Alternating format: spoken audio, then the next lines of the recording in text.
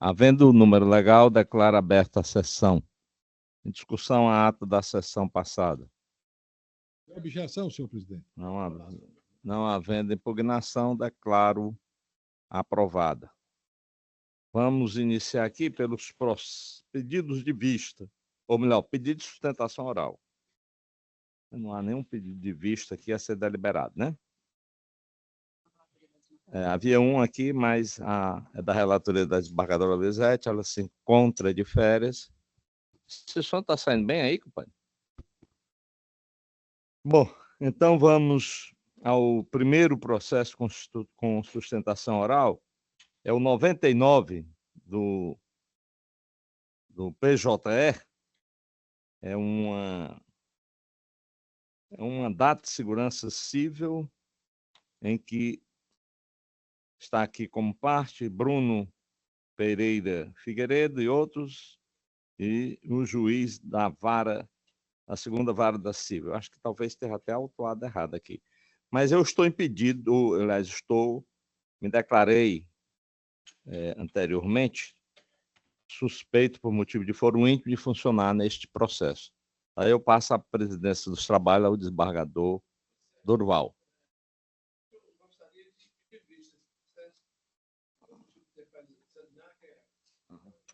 Mas precisa primeiro haver a sustentação oral. Não existe pedido.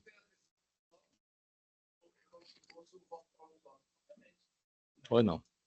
Então, Vossa Excelência, dispensa a leitura do... Dispensa, Excelência. Vossa Excelência tem para proceder à defesa. Excelentíssimo senhor desembargador presidente desta egrégia primeira Câmara de Direito Público, demais membros, excelentíssimo senhor representante do Ministério Público, serventuários, colegas advogados. Excelências, me permitam, antes de mais nada, usando dos 15 minutos que me é facultado, mas pretendo não usá-los na integridade, me permitam contextualizar, ou pelo menos tentar contextualizar a Vossas Excelências, o que vem ocorrendo no município de Pacajus, praticamente de um ano para cá, um ano e pouco. Senhor presidente, só uma questão de ordem. São duas sustentações, só para ficar claro. Vossa Senhoria é o advogado da Câmara Municipal, o doutor Carlos Eduardo. Ok, muito obrigado, senhor presidente.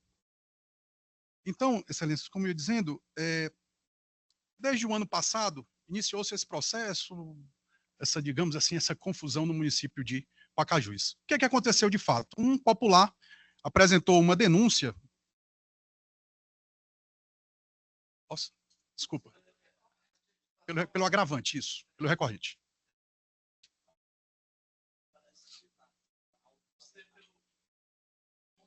Não, pela Câmara Municipal.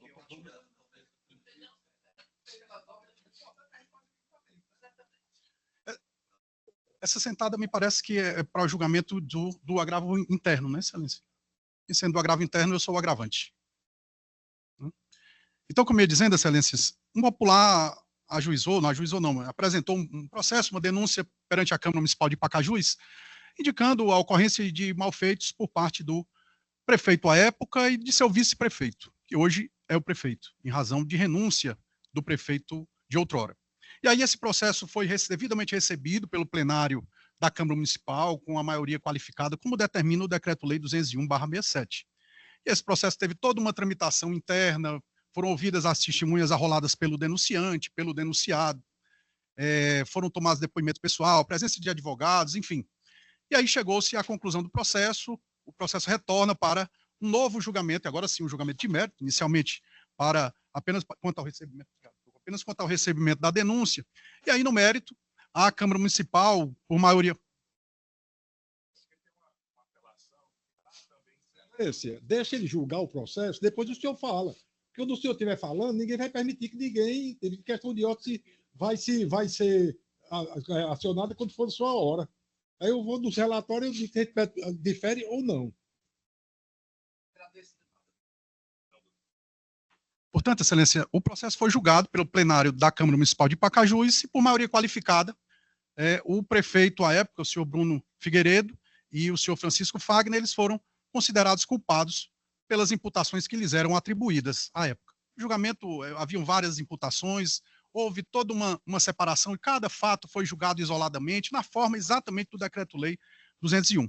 E aí, diante desse julgamento, foi proclamado o resultado, expedido o competente decreto legislativo que materializa a cassação que foi decidida pelo plenário da Câmara Municipal.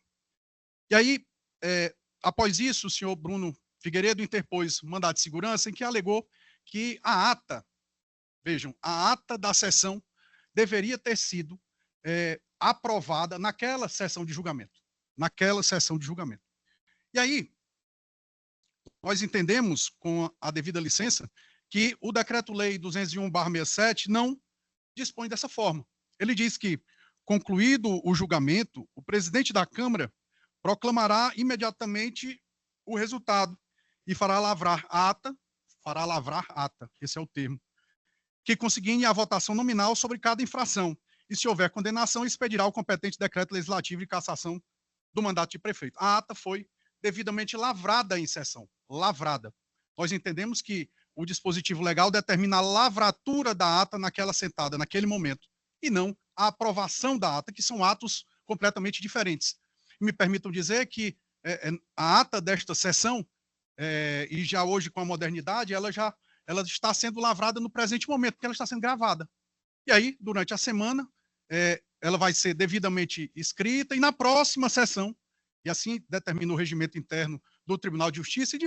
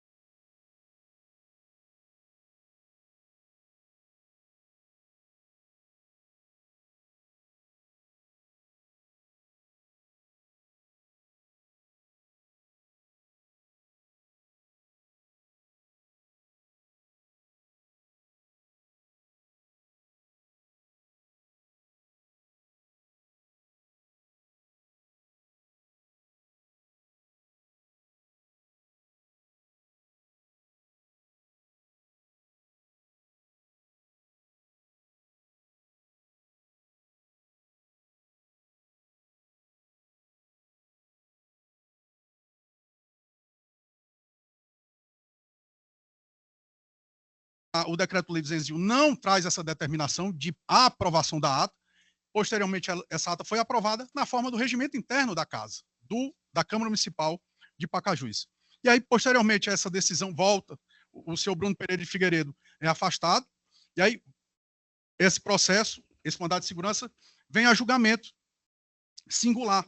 Naquele julgamento, na sentença, Sua Excelência, o juiz da segunda vara da comarca de Pacajus, ao final, na parte dispositiva da sentença, estabelece que, abre aspas, afasto a norma do artigo 14, parágrafo 3º, da Lei 12.016/09, nos termos acima, para suspender a execução imediata do julgado. Ou seja, Sua Excelência entendeu que houve uma irregularidade no procedimento, porque a ata, segundo Sua Excelência, a ata deveria ter sido aprovada em sessão, e aí nós entendemos que não há essa determinação, mas, com todo respeito, a respeitável sentença entende que a ata deveria ter sido aprovada naquela sessão.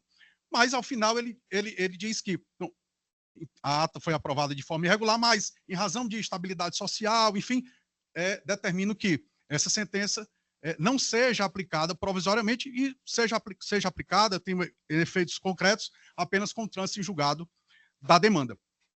E aí, posteriormente, o senhor Bruno Pereira de Figueiredo, em que pese ter sido vitorioso, digamos, na impetração, não retorna ao cargo. E aí, passando mais algumas semanas, alguns meses, ele interpõe perante este egrégio tribunal o mandado de segurança que, ora, está sendo julgado, pelo menos quanto ao agravo interno. E aí, Sua Excelência, o eminente desembargador Duval Aires, que preside esta sessão, em sede liminar, suspende essa parte dispositiva da sentença por entender que esse artigo 14, e Vossa Excelência, por gentileza, me corrija se estiver errado, me perdoe, mas entende que o artigo 14, parágrafo 3º da Lei 12.016, deve ser de aplicação imediata. Portanto, a sentença deve ser aplicada de forma imediata. Nós, trazendo a Vossas Excelências o que dispõe o artigo 14, parágrafo 3º, diz que a sentença que conceder o mandado de segurança pode ser executada provisoriamente. Pode ser executada provisoriamente. Com todas as vênias, o dispositivo não determina que a sentença do mandado de segurança seja executada imediatamente. Ele diz que pode, e aí confere, com a devida licença, confere ao magistrado a análise da questão fática, enfim, de tudo que permeia a demanda, inclusive por estar até mais próximo do processo, mais próximo da situação. E no caso de Pacajuís, Sua Excelência entendeu que, por uma questão de estabilidade social, aquela sentença não deveria ser aplicada imediatamente. E aí, nós evocamos, Excelência, inclusive no agravo interno que ora está sendo julgado, evocamos o que bem dispõe o Superior Tribunal de Justiça, em julgamento do seu órgão especial no final do ano de 2023, que diz que o mandado de segurança contra ato judicial é medida excepcional, cabível quando demonstrado o caráter abusivo, a manifesta ilegalidade ou teratologia no ato indicado como coator e esgotadas todas as providências legais para impugnação da decisão. Do mesmo modo, é incabível o mandado de segurança quando impetrado contra decisão judicial sujeita a recurso específico ou trânsito em julgado. Excelências, com todas as vênias, eminente desembargador presidente, a sentença que foi reformada, digamos assim, da segunda vara da comarca de Pacajuís, não apresenta teratologia. O próprio STJ, no agravo regimental, no mandado de segurança 20.917 do Distrito Federal, traz um conceito do que seria decisão teratológica. Diz que seria uma decisão assintosamente agressiva de direitos subjetivos, liberdades ou garantias individuais, processuais ou substantivas, de tal modo grotesca, que se afaste da razoabilidade e mesmo do senso comum de equidade, afrontando o pensamento jurídico consolidado e produzindo, ao mesmo tempo e de imediato, dano efetivo e grave, de reparação dificílima ou impossível. Essa seria uma decisão teratológica. Esse é o conceito que é atribuído pelo Superior Tribunal de Justiça com relação a decisões teratológicas. Mas não basta que seja apenas teratológica.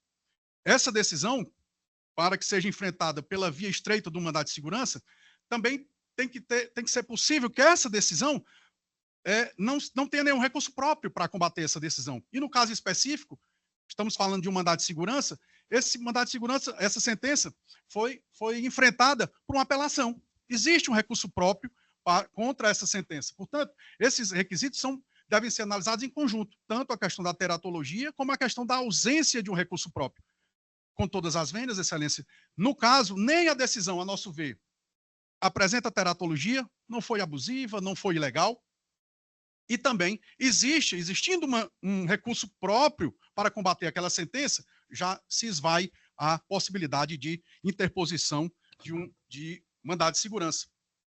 Nós apresentamos essa situação especialmente para dizer que, não existindo uma decisão teratológica e existindo uma sentença que é cabível um recurso próprio, não seria sequer possível a interposição do presente mandado de segurança. E para reforçar, Excelência, ainda mais essa questão, e aí nós não concordamos com Sua Excelência o magistrado singular com relação ao mérito do mandamos. Não concordamos e, por isso, interpomos a recurso de apelação que encontra-se ainda em tramitação. Mas, quanto a essa questão, e aí, Sua Excelência fundamenta devidamente por que está afastando o artigo 14, parágrafo 3º. Está devidamente fundamentado, não é nada isolado, estranho, alienígena à sentença. Ele fundamenta, muito bem fundamentado, em 1,5 página, alguma coisa do tipo. Essa questão de mérito, Excelências, e aí, para demonstrar que não há essa questão da teratologia, essa decisão de mérito já foi enfrentada pela Procuradoria-Geral de Justiça. O mérito do mandado de segurança que subiu de Pacajuís, o mérito desse mandado de segurança já foi enfrentado pela Procuradoria-Geral de Justiça.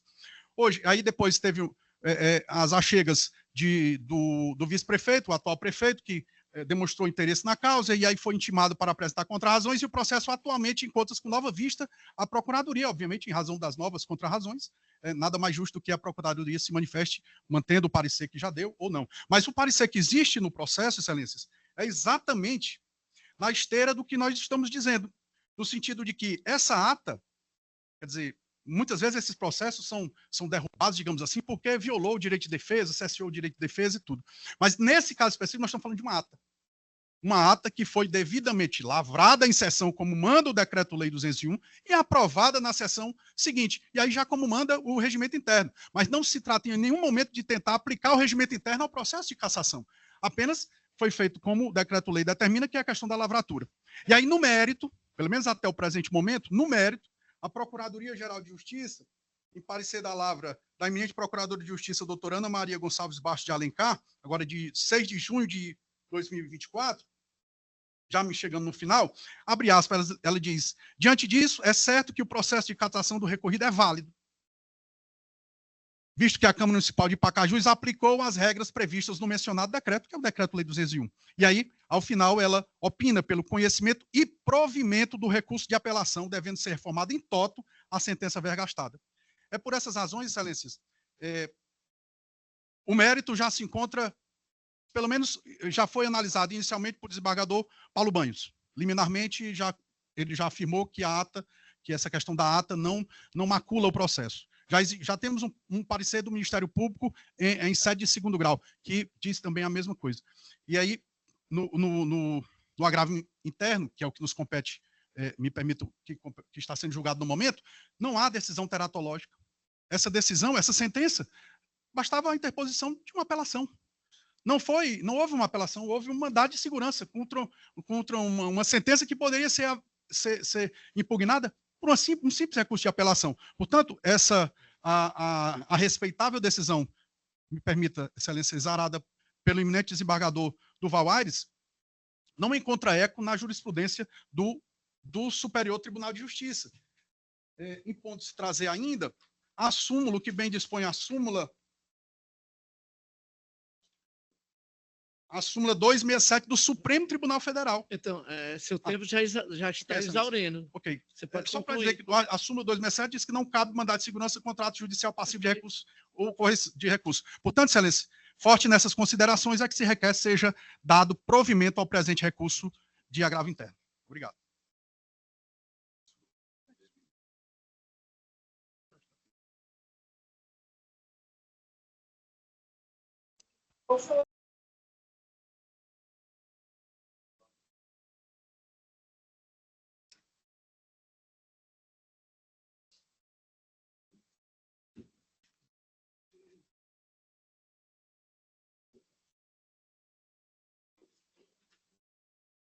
Então, Vossa Excelência também dispensa o relatório? Sim, Excelência. Por favor. Boa tarde, senhores julgadores, excelentíssimo senhor presidente, excelentíssimo senhor desembargador relator, excelentíssimo senhor vogal, servidores, colegas advogados e demais autoridades aqui presentes. Trata-se de agravo, agravo interno, como muito bem colocou o procurador da Câmara, na fim de reformar a decisão, né, do ínclito desembargador Duval Aires Filho, que reconheceu e concedeu a segurança face à existência de flagrante ilegalidade de danos irreparáveis ocasionados ao impetrante diante a teratologia existente da decisão. E aí, o nosso colega trouxe aqui questões que estão sendo discutidas na apelação, e eu quero aqui pedir desculpa para rebatê-las de forma bem rápida. Tá? Em relação à denúncia, há uma investigação acerca da origem de quem realmente ingressou com essa denúncia. Tá? Há indícios de que a própria foi confeccionada pela própria Câmara Municipal, uma vez que se colocou como parte o vice que nem praticou atos de gestão. Em relação à ata especificamente, o Decreto-Lei 201, Excelência, ele é claro. Ele diz que concluída a sessão de julgamento, será lavrada a ata contendo nominalmente os 2/3 de quem votou. Se nós puxarmos o histórico dessa sessão, que foi no dia 28, se não me engano, não foi, doutor? No dia 28, já no prazo final dos 90 dias, né, decadencial que a lei determina, foi lavrado, na verdade, foi feita uma sessão onde naquele mesmo dia o juiz da comarca determinou que a ata fosse enviada à justiça local e ela não foi. Se ela tivesse efetivamente sido lavrada naquele dia, ela teria sido encaminhada à justiça local e não foi. Na semana seguinte, com a argumentação de que estava seguindo o regimento interno, ela foi aprovada. Quando ela foi aprovada, pasmem, excelências, ela não constava a votação nominal dos 2/3, ou seja, indo de encontro ao Decreto-Lei 201. As nulidades em relação à apelação, para nós, em relação ao processo administrativo que está sendo discutida na apelação, que ainda vai ser apreciada por Vossas Excelências, para nós está claro e evidente, uma vez que considerarmos, né, que se você tem que seguir estritamente o Decreto-Lei 201, a ausência do quórum de 2/3 na ata é condição que leva à nulidade do processo administrativo. E a Câmara Municipal, sabendo do erro, marcou para uma sessão seguinte, já no mês seguinte, uma outra sessão, tentando retificar aquele erro, quando já tinha extrapolado o prazo de 90 dias. Como também na sessão anterior, onde constava, já estava extrapolado o prazo de 90 dias, uma vez que tratava de contagem de prazo, né, de direito, né, o prazo decadencial dos 90 dias ali estipulado. Então, foi só para fazer uma contra-argumentação em relação ao que foi apresentado aqui, que isso vai ser discutido no outro processo em relação à sentença. Pois bem, com relação ao cabimento do presente mandado de segurança por decisão teratológica, nós entendemos, desembargadores, que o senhor está plenamente correto, uma vez que, conforme a súmula que lida pelo colega, quando nós adentramos ao STF e verificamos lá no próprio site, vai estar que essa súmula é de 1963, certo? Então, houve julgados, ao passar dos anos, amadurecendo o entendimento dessa súmula. E lá vai estar o seguinte, vai estar que essa súmula ela veio sendo amadurecida e que é plenamente cabível, mesmo tendo um recurso adequado, ela é plenamente cabível o ingresso de mandado de segurança por decisão teratológica, assim como muito bem Vossa Excelência colocou na sua decisão. Eu trago aqui até para ler, fazer a leitura do que consta do próprio site do STF, colecionando todas as decisões nesse sentido. O exame do mérito do remédio constitucional, do mandado de segurança, tem levado a doutrina e a jurisprudências do Tribunal em geral, notadamente a do Supremo Tribunal Federal, admitirem a possibilidade de impetração mandamental contra atos de conteúdo jurisdicional, sempre que presente situação de dano efetivo ou potencial. Atos que possam comportar efeito suspensivo, ou seja, se o recurso não tiver efeito suspensivo, também cabe a impetração do mandado de segurança. E por isso que até esta Corte, Suprema Corte, ao destacar a cognoscibilidade da ação de mandado de segurança, ajuizada contra decisões judiciais, tem reconhecido de longa data que o right constitucional terá inteira admissibilidade, ainda que excepcionalmente, desde que caracterizada situações de dano irreparável ou de difícil reparação. O recurso delas cabível não tenha efeito suspensivo. Tá? Ou seja, mesmo que no caso, como foi o caso de Pacajus, uma vez que o relator, o juiz, né, em sua sentença, num rito especial, num rito sumário, que é de mandado de segurança, onde ele reconhece, excelências, a nulidade do processo, onde eles reconhecem a decadência e o consequente arquivamento do processo administrativo, não aplicar imediatamente o que está na lei de mandado de segurança. Ao afastar a norma, ele fez com que a apelação ali não tivesse efeito suspensivo e o que originou o ingresso do mandado de segurança. Vejam, excelência, por ser medida excepcional, mesmo que exista a possibilidade de impetração de outro recurso, como, por exemplo, a apelação, neste caso, não possui efeito suspensivo, uma vez que o juiz singular afastou a aplicação imediata da sentença. E a Câmara Municipal de Pacajus já havia apresentado embargos meramente protelatórios, com o alvo de interromper o pauso da apelação, conforme consta nos autos. A doutrina e a jurisprudência entende ser devidamente cabível o presente mandato de segurança. Nesse sentido, a doutrina traz o seguinte entendimento do ex-ministro do Superior Tribunal Federal, Carlos Mário da Silva Veloso. Se o recurso interposto a tempo e modo não tem efeito suspensivo, cumpre examinar a questão sob o ponto de vista da reparabilidade.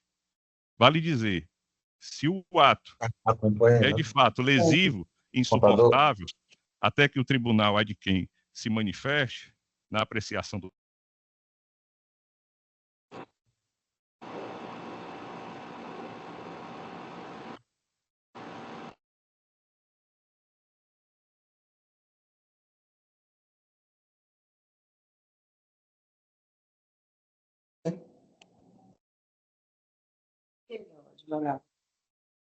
porque, segundo penso, há requisitos que devem ser observados a fim de ser possível a admissibilidade do mandamus, como, por exemplo, relevância da fundamentação, como no caso tem, lesão insuportável, como no caso tem. Nós estamos tratando de um município de 80 mil habitantes, de um prefeito que estava lá há 7 anos ininterruptamente.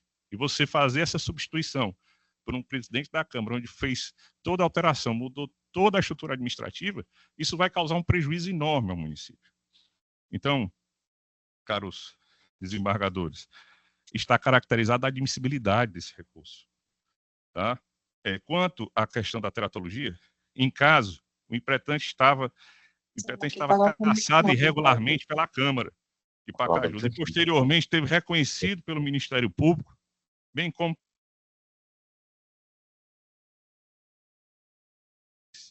consequentemente, respectivo decreto sendo judicialmente declarado nulo e todos os seus atos pela agilidade local referido ao processo administrativo.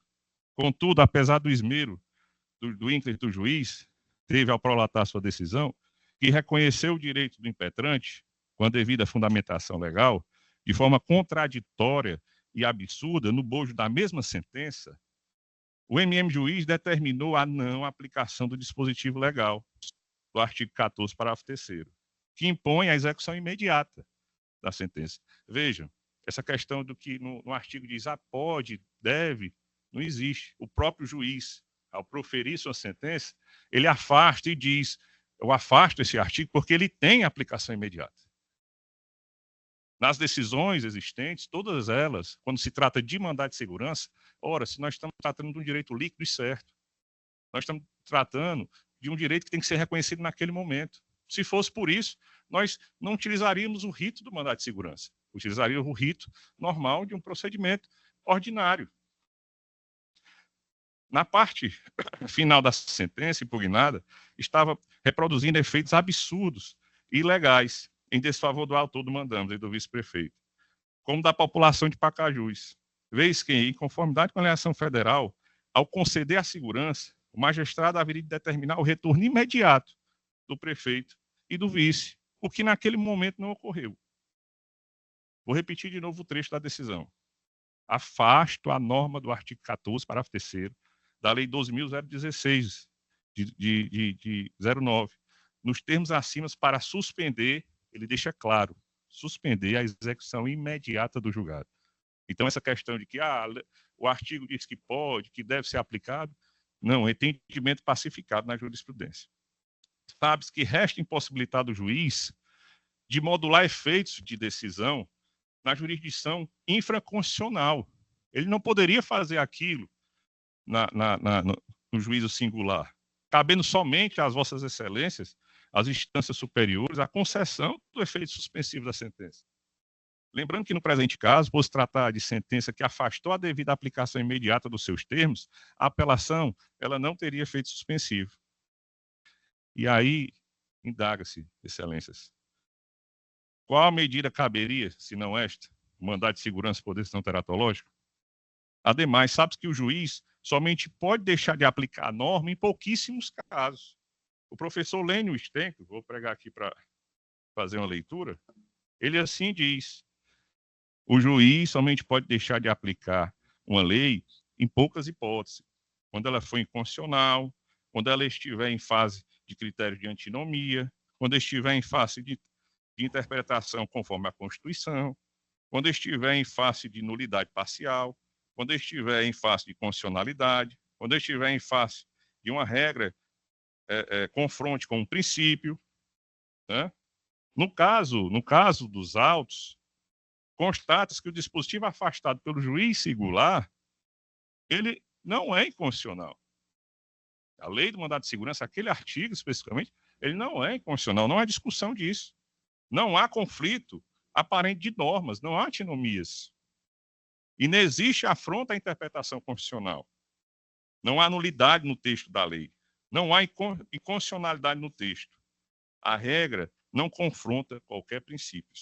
Portanto, resta caracterizado que o juiz, que o MM juiz, não poderia afastar a incidência de norma expressa, principalmente daquela que regulamenta o Instituto do Remédio Heróico. Fato este que, por si só, demonstra a teratologia da sentença. Há outra situação, excelências, aqui, ainda mais gravosa. Vejamos esse outro trecho. Ele diz o seguinte: a presente decisão somente produzirá efeitos a partir do seu trânsito em julgado, salvo decisão em sentido contrário em instância superior. Ora, se eu estou tratando do direito líquido e certo, de um reconhecimento, de uma decadência, de um arquivamento, eu vou esperar até o final de um processo, de um mandado de segurança que tem um rito específico, que ele é sumário especial. Se fosse por isso, volto a dizer, entraríamos com ação ordinária e não com um mandado de segurança. Excelências, há uma sentença em mandado de segurança em que o magistrado reconhece o direito líquido e certo, o ato abusivo e ilegal, em rito sumário, ou seja, célere, reconhece ainda a decadência do processo administrativo pela extrapolação do prazo, inclusive determinou seu arquivamento. Contudo, tal decisão só pode surtir efeito após o trânsito em julgado, somente após esgotar todos os recursos, indo de encontro com a essência da própria lei do mandado de segurança. Infelizmente, essa parte final da sentença, excelências, caracteriza igualmente teratológica e deve ser combatida por este tribunal, como devidamente ocorreu na decisão de Vossa Excelência. Sim, estou finalizando, excelência. 20 segundos. Então, excelências, para encerrar, perceba que em situações mais gravosas, eu trouxe aqui alguns julgados, mas diante da necessidade de encerrar, citamos aqui, por analogia, a Lei 8.429/92, o artigo 20, que foi alterado pela Lei 12.430, que ele diz o seguinte: a perca da função pública e a suspensão dos direitos políticos só se efetivam com o trânsito em julgado da sentença condenatória, ou seja, totalmente o inverso do que o juiz colocou. Então, a gente pede que a decisão do nobre desembargador seja legalmente mantida. Nós temos que repor o tempo ao outro advogado. O tratamento tem que ser igual. Não pode um ficar falando e passando, não. Peraí. Vamos fazer a coisa direito.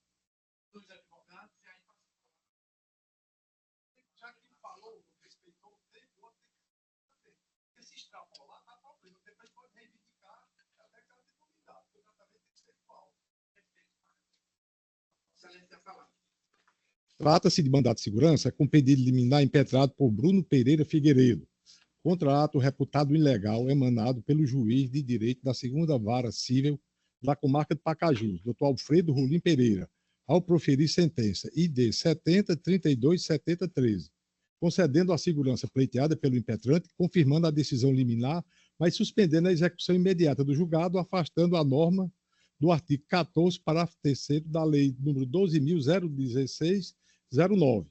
Em sua peça mandamental, ID 10.32.70.01, o impetrante sustenta que a referida sentença é teratológica e que o ato do magistrado foi abusivo e ilegal, pois o ato impugnado, apesar de ter concedido a segurança, impossibilitou o retorno do impetrante ao cargo público que ocupava.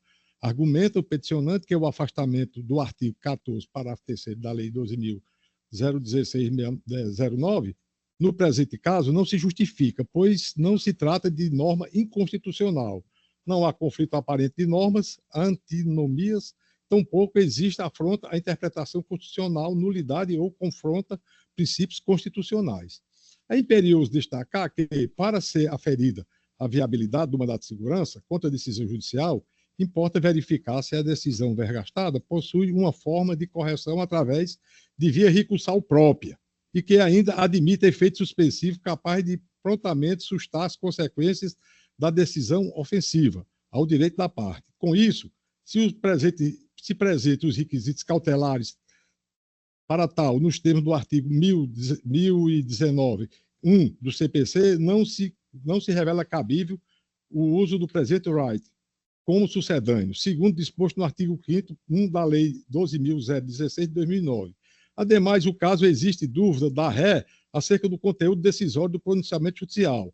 Deveria ter provocado o juízo a saná-lo, por exemplo, através de embargo de declaração, os quais não foram postos. No caso em apreço, trata-se de impetração contra parte da sentença proferida em sede de mandato de segurança, atacável por recurso expressamente previsto na legislação processual brasileira, mecanismo capaz de expurgar os eventuais danos decorrentes da posição adotada pelo doutor juiz Acor.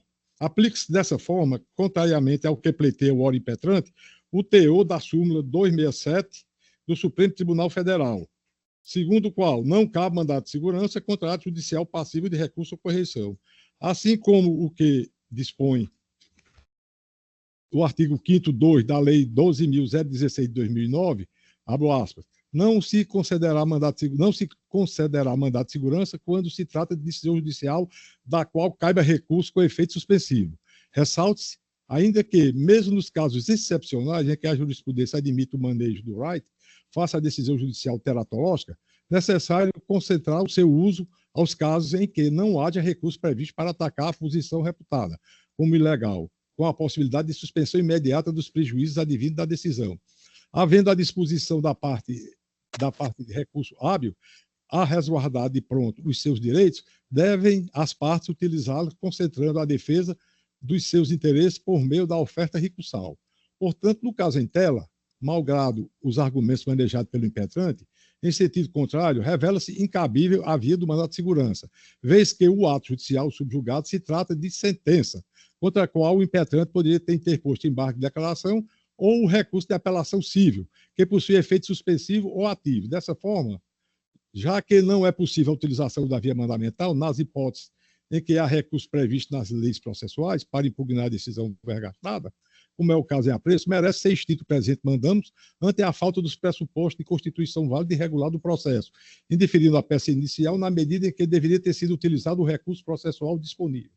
Isto posto com fundamento no artigo 5º, inciso 2 e artigo 10º da Lei nº 12.016 de 2009, combinado com os incisos 1 e 4 do artigo 4851 do CPC, indefere a petição inicial, extinguindo feitos sem resolução de mérito.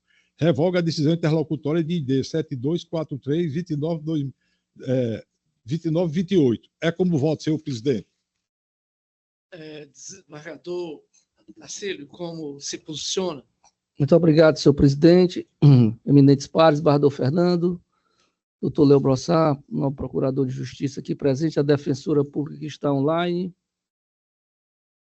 presidente deste julgamento, desembargador Durval, eminente relator, doutora Nayana, senhores advogados aqui presentes, me dirijo ao doutor Carlos Eduardo e ao doutor Tiago, a doutora Tereza, que estiveram comigo, meus cumprimentos, boa tarde aos senhores.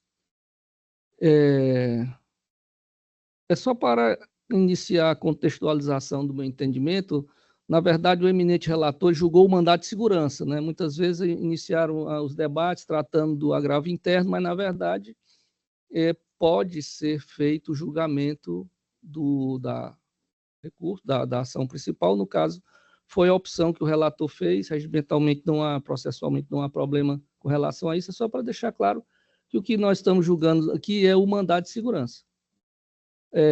Eu recebi todos os memoriais e confesso que inicialmente eu me eu me ative às razões, aos motivos, aos argumentos das partes com relação ao mérito do julgado. Inclusive, levei peças para casa, vi no final de semana, mas quando eu contrapus as razões do recurso aos memoriais e das peças, verificando a sentença do magistrado e as razões do voto provisório do eminente relator, realmente me chamou a atenção essa questão relativa à situação em que muitas vezes é utilizado o mandado de segurança como sucedâneo recursal. Fui analisar os autos originários, principalmente a sentença que foi prolatada pelo juiz Lacor. E, na verdade, o mandado de segurança se funda pela parte da sentença. Não pelo seu inteiro teor, pela parte em que realmente o magistrado entendeu que deveria suspender o julgado, aplicou, no caso, foi lido aqui pelo advogado, ele afastou a norma do artigo 14, parágrafo 3º da Lei 2016, dos termos assim, para suspender a execução do julgado. Esse foi o cerne da questão que levou todo esse debate, ainda com o desembargador Paulo Banhos, posteriormente com Vossa Excelência, que substituía, tendo a solução apresentada pelo eminente relator. Na verdade, para ser mais objetivo e direto, é apenas parte da sentença que se pede, que se trata, o que se alega teratologia. Eu não vou entrar muito nesse mérito, porque, na verdade, o restante da sentença é aceita, é admitida, a concessão da segurança é aceita. Como consectário lógico pode se admitir, eu admito, eu entendo as razões do advogado, o doutor Tiago, que defendeu muito bem os seus argumentos, de que seria impraticável, seria um contrassenso, uma sentença que concederia a segurança, mas, por outro lado, ele afastaria a sua execução. Mas, na verdade, eu não verifico ao ponto, eu não estou falando das suas razões, eu estou falando de considerar a sentença teratológica. Eu acho que o caminho que poderia ter sido utilizado poderia ter sido outro, processualmente falando. E, realmente, eu adoto esse entendimento, já adotei em alguns julgados, com relação ao indeferimento da liminar em questões em que o mandado de segurança tenta substituir os recursos cabíveis, como bem explicou o eminente relator. Então, senhor presidente, feito essas ponderações, né, admirando aqui o trabalho da bancada de defesa, tanto dos dois lados, né, mas, na verdade, eu não reconheço teratologia que possa integrar totalmente o julgado do magistrado, até porque, como eu falei, foi parte do julgado. Então, eu, em razão desses esclarecimentos que fiz, eu quero dizer que eu acompanho o eminente relator no sentido de indeferir a petição inicial. É como voto, senhor presidente, muito obrigado. Perfeitamente. Como eu havia falado anteriormente, eu peço vista, só para analisar. Na próxima sessão eu trarei, desembargador presidente. E aí, ao cumprimentar os advogados, eu devolvo novamente a presidência. Eu queria esclarecer os senhores advogados que nessa fase não foi analisado o mérito do processo. O mérito eu vou analisar quando vier o processo, que vier, aí ficam dizendo que já tem meio caminho andado, não tem. O parecer do Ministério Público é o entendimento do Ministério Público. O parecer, as razões de um advogado de uma parte ou da outra, as razões dele. E cabe a mim, como relator, examinar, expor meu ponto de vista e submeter aos senhores. Por isso não existe nem nada de mérito. Eu não adentrei o mérito. Apenas eu vi que o mandado de segurança não é cabível quando existe um recurso cabível. E podia até uma cautelar antecedente, poderia ser, mas aí eu entendi nesse sentido. Daí porque eu estou explicando só isso, que não se falou em mérito. Eu não adentrei ao mérito, porque eu podia ter adentrado ao mérito, mas como é que eu vou adentrar o mérito no mandado de segurança? Eu não vou. Ou é cabível, ou o direito é líquido, ou não é. Aí, então, o mérito nós vamos ver quando do julgamento do processo principal, que é assegurado pelo mandado de segurança, que eu estranhei muito. Quando eu recebi, estava sob segredo de justiça. Aí o advogado me pediu para ter visto. Eu digo, pois não, se o processo já está em segredo de justiça, ele até argumentou, como é que eu vou ter acesso? Aí eu fui, quebrei o segredo de justiça e dei parte, que minhas coisas são transparentes, é para todo mundo, para todas as partes terem acesso e verem que o direito é de quem tem. Só isso que eu queria esclarecer. Bom, vamos passar para o outro pedido de vista. Agora é o processo da pauta da plataforma PJE, é o número 57 da minha relatoria. É um agravo de instrumento 3001-602-30 de 2023, em que é agravante Quality Tabacos, Indústria e Comércio de Cigarros Importado e agravado o estado do Ceará. Não é isso? É.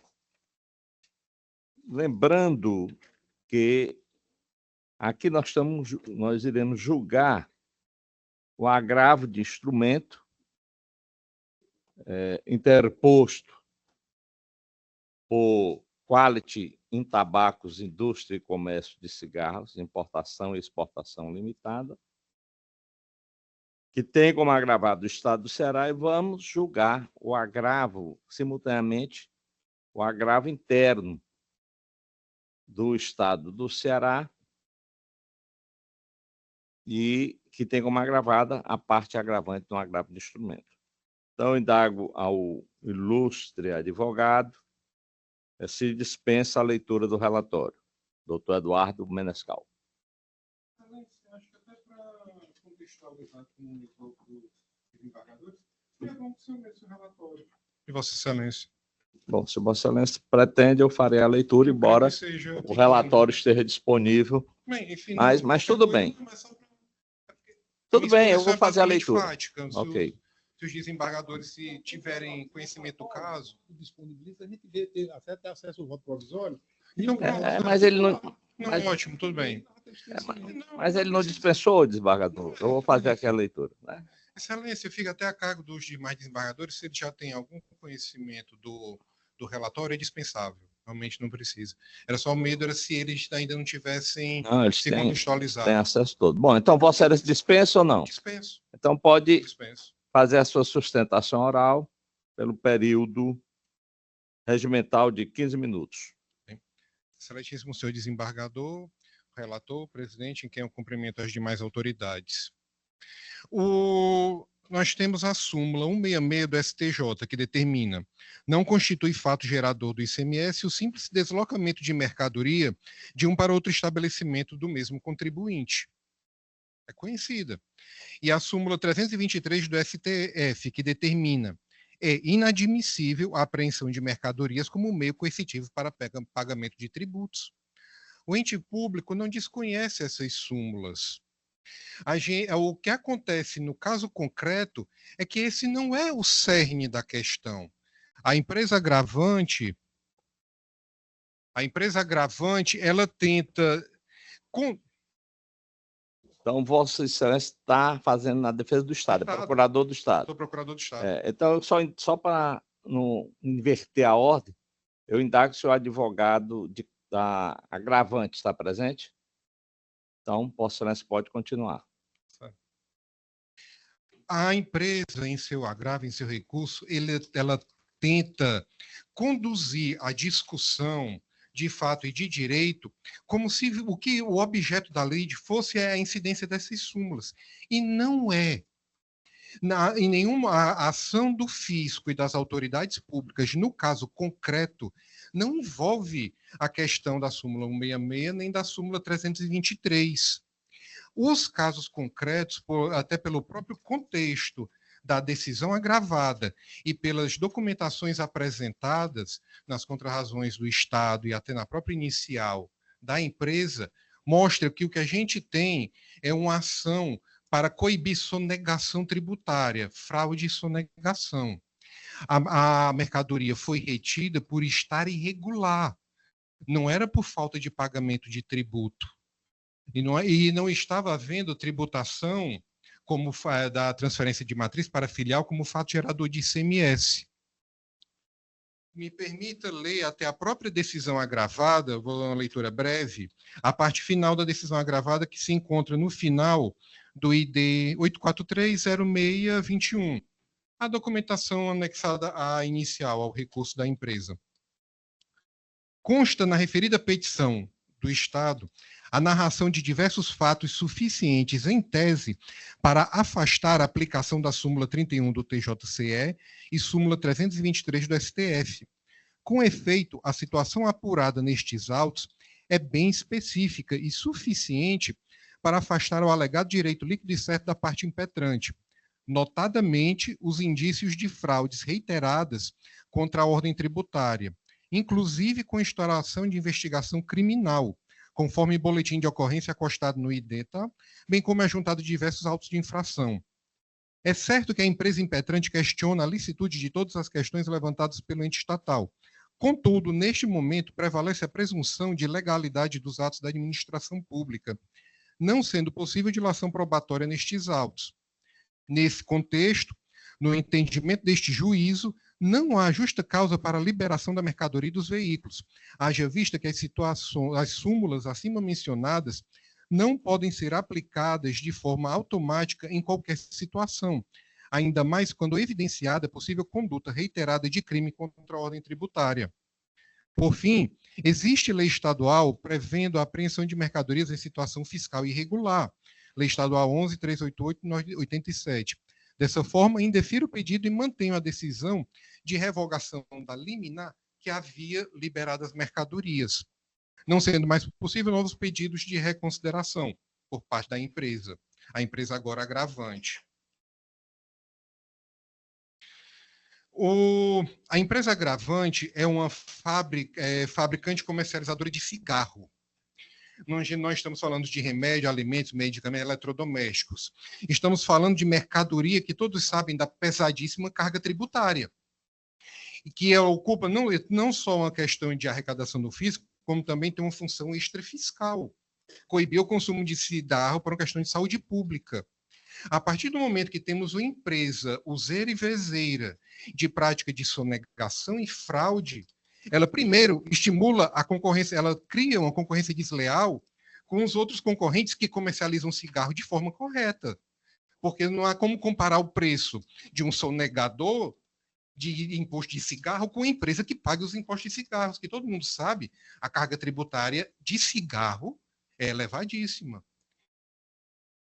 Então, o que acontece no caso concreto? É a empresa agravante, quando ela abrir uma filial, excelências, é bom destacar, a minha manifestação vai ser basicamente sobre fatos. Os fatos estão registrados nas documentações referidas, especialmente os boletins de ocorrência, a informação fiscal da Cefaz estão no agravo interno e nas contrarrazões do agravo de instrumento. Toda essa documentação que eu vou me referir. Os fatos que eu vou começar a narrar aqui em sequência podem ser comprovados documentalmente pelos documentos públicos. Primeiro, quando a empresa abriu uma filial no estado do Ceará e começava a mandar mercadoria. Quando ela passava o cigarro, assim como qualquer outra mercadoria, ele é sujeito à substituição tributária, ST. E o ST é cobrado da filial aqui. A empresa é uma empresa carioca, ela manda do Rio de Janeiro para o Ceará, ela passa pelo posto fiscal, ela chega na filial dela no interior, e quando dá saída da filial para os atacadistas e varejistas pelo interior, aí a filial lançaria o ICMS-ST. Só que ela nunca fazia isso, ela nunca recolhia. O fisco, essas informações estão no relatório de informação fiscal elaborado pela Cefaz e anexado aos autos. Então, o que a Cefaz fez? Ela colocou a empresa em regime especial de fiscalização. Eles fiscalizavam a entrada na fronteira, começavam a barrar e fazer o lançamento do tributo. O que a empresa começou a fazer? E ela continuava não pagando. O que a empresa fez? Ela começou a emitir nota fiscal de retorno, devolvendo. Imagine uma empresa que passou anos inteiros. Ela mandava carregamento do Rio de Janeiro para o Ceará, passava pelo posto fiscal onde era registrada a mercadoria. Quando entrava no Ceará, ela emitia um documento fiscal para o fisco cearense, devolvendo todo o carregamento. 95% do carregamento. Então, assim, a empresa tinha prática de levar o carregamento de cigarro para passear pelo país. Eles vinham do Rio de Janeiro para cá, emitiam uma nota fiscal de remessa. Quando chegavam aqui para o fisco cearense, emitia de retorno. Essa mercadoria ia para os varejistas do interior todinho, sem recolher tributo nenhum. A Cefaz identificou isso, porque isso não foi uma vez ou duas, já era prática. Ela narra isso nas informações fiscais. Aí a Cefaz apertou o nó, continuou a fiscalização. O que a empresa fez? Em 2020, desde setembro de 2020 para cá, a empresa simplesmente não fez mais lançamento formal. É como se a empresa mantivesse um filial aberto aqui no Ceará, e simplesmente não tivesse nenhuma atividade. Zero. Aí o que acontece? A gente só diz, o fisco, o poder público só descobria a atividade comercial dela quando apreendia os caminhões entrando. Caminhões que entravam por vias alternativas, sem passar pelos postos fiscais, eram apreendidos pela Polícia Rodoviária Federal, encaminhados para a Polícia Civil, para depois a Polícia Civil passar para a Secretaria da Fazenda e o posto fiscal fazer as autuações. Essa é a informação fiscal constante, ela narra.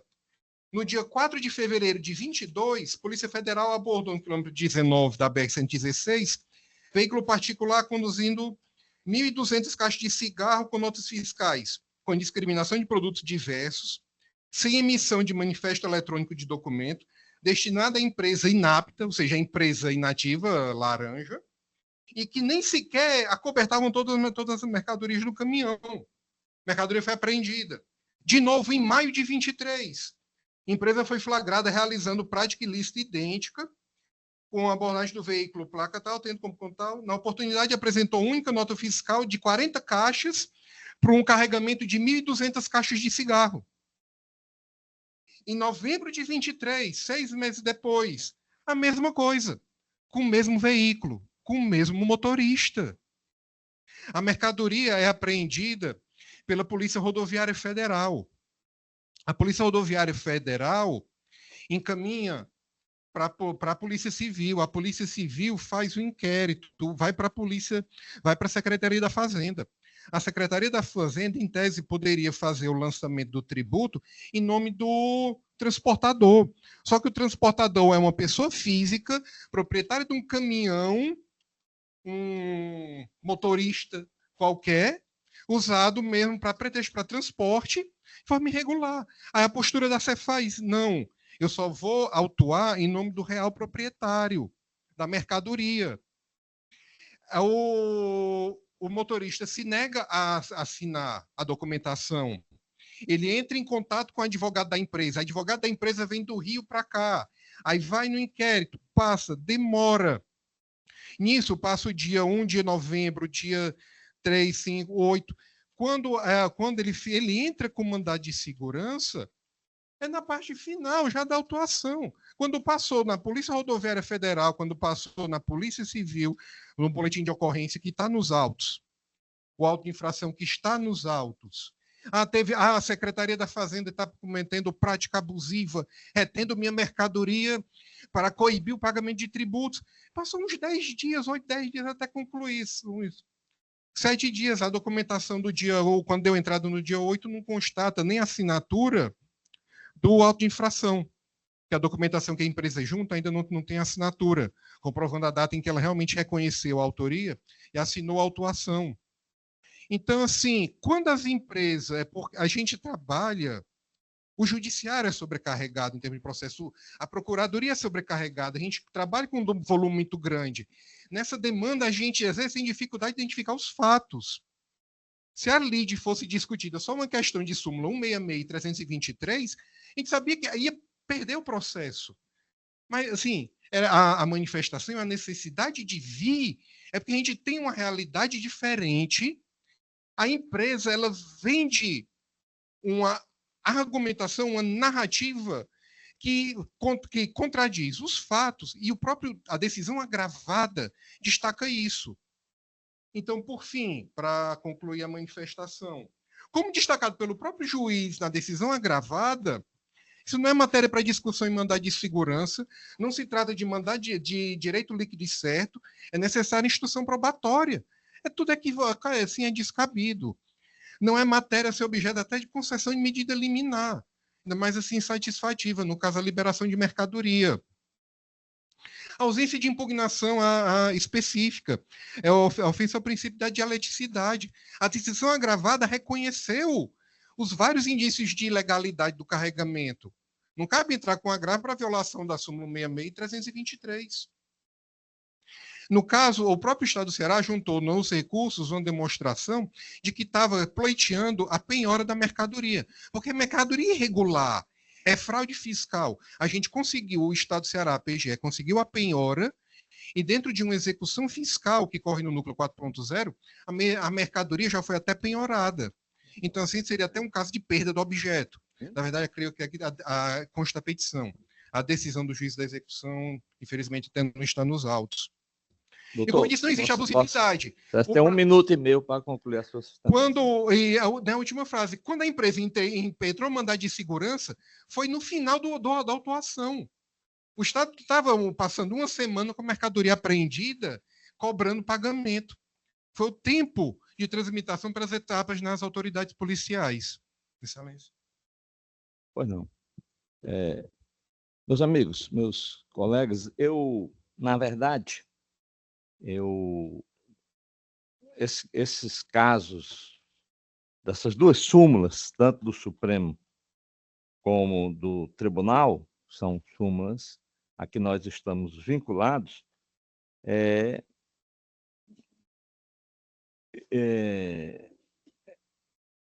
somos obrigados a entender. Mas o ilustre procurador, ele fez uma sustentação oral muito segura, muito relevante, e eu pretendo pedir vista de mim mesmo para poder, na sessão, adiar o meu voto da sessão anterior, para que eu possa fazer uma reflexão sobre a sustentação oral de Vossa Excelência.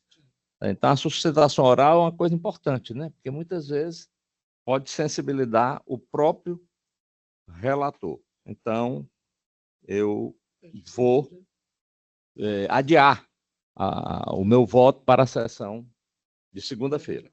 Por outro lado, também, senhor presidente, ficou uma pequena dúvida se esses produtos, chamados produtos do pecado, né? Perfume, cigarro. Bom, mas aí eu vou examinar ainda, né? Não vai fiz nenhum... retirar de mesa, né? Exato, vou retirar de mesa hoje, para voltar na próxima sessão à discussão. Só uma dúvida, mas eu trarei. Manifestarei. Bom, em seguida, Tati, em seguida temos um outro pedido de preferência, é o número 24 do PJE, também da minha relatoria, em que é uma apelação número 020-0316-41, em que a apelante Clint Walton Siebra e apelado ao município de Cariré. O advogado é do Clint ou é do município? Hein, doutor? Ok. Então, Vossa Excelência tem um prazo de... Aliás, primeiro eu indago se Vossa Excelência dispensa a leitura do relatório. Então, Vossa Excelência tem 15 minutos para fazer a sua sustentação oral. Excelentíssimo presidente relator, excelso procurador, excelso desembargador, excelsos desembargadores, para mim é uma honra compartilhar esse púlpito com Vossas Excelências. Eu gostaria de iniciar com uma frase de John Locke, em seu segundo tratado sobre o governo, que é pela obra das mãos e pelo trabalho do corpo que conseguimos construir uma posição em nossa sociedade. Eu me coloco aqui diante de vossas portentosas autoridades do Tribunal de Justiça do Estado do Ceará para defender o direito do meu cliente, o direito ao emprego, excelências. O que ocorreu no presente caso? Como dispensei o relatório, eu gostaria de contextualizar brevemente. O meu cliente, Clint Walton Siebra, ele passou em um concurso no município de Careré para engenheiro civil. Tirou o terceiro lugar. 2 vagas foram convocadas. Das 2 vagas, a segunda vaga restou desistente. Com a vacância da vaga, ele não foi chamado. Chegaram a contratar uma empresa de engenharia para suprir a necessidade de engenheiros no município, o que motivou o meu cliente a ingressar, na verdade, com mandado de segurança contra o município de Careré. Através desse mandado de segurança, ele foi convocado para assumir a posse como engenheiro civil no município de Careré. O que ocorreu, excelências, foi que, durante essa posse, ele foi para um município pequeno, não conseguiu encontrar acomodação durante os 30 dias que ele tinha para poder ter a posse. E dentro desse prazo exíguo, de certa forma, para encontrar moradia e se alocar logisticamente, pois ele morava a 170 quilômetros de distância, ele pediu uma prorrogação perante a secretaria. Acredito que tinha sido a Secretaria de Administração.